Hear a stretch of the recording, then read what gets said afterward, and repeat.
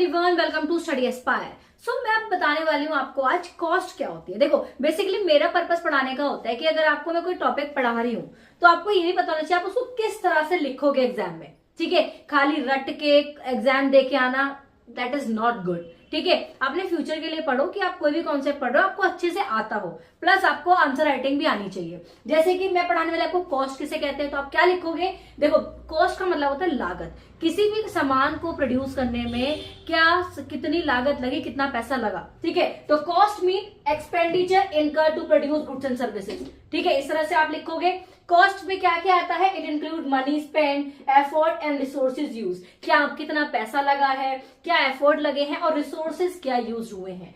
Cost is measured in monetary term.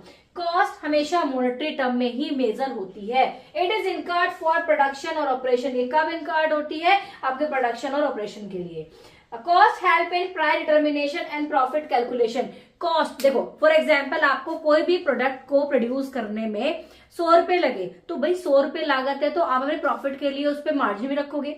120 का बेचोगे, 30 का बेचोगे। तो कॉस्ट क्या करती है, प्राइस डिटर्मिनेशन में भी हेल्प करती है, आपको प्रॉफिट कैलकुलेशन में हेल्प करती है। It help in fixing selling price. Selling price को फिक्स करने में भी हेल्प करती है कॉस्ट। अब जब आपको पता ही नहीं होगा कि भाई उस सामान को बनाने में कितनी लागत लगी, तो आप कैसे प्राइस फिक्स करोगे ना।